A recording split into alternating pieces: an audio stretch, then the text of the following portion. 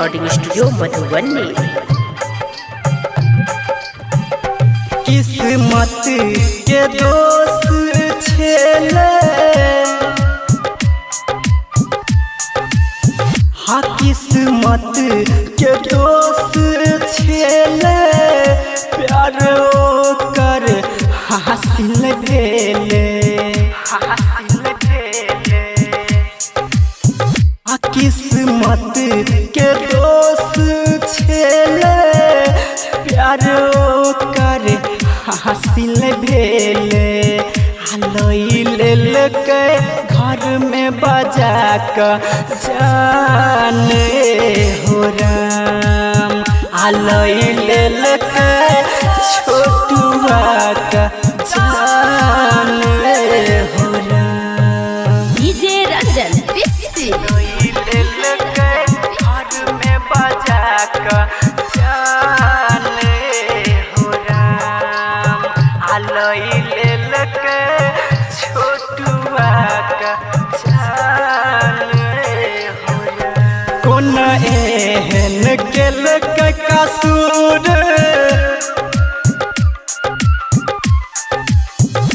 कौन एहन केल के कसूर, जान सा भेले जान हो दूर, जान हो दूर।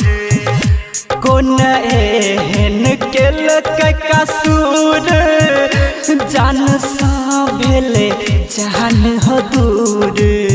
आ टूट गेल सपना सजल अर मान हो राम, ले के छोटुआ के जान हो राम। डीजे रंजन ले के घर में बजा कर जाने हो राम, रूपम रिकॉर्डिंग स्टूडियो मधुबनी। छोटुआ का जाने हो राम। हाँ एक ना एक दिन सबके, हाँ एक ना एक दिन सबके एतेबो लहबारब के, हाँ एक ना एक दिन सबके एतेबो लहबारब के।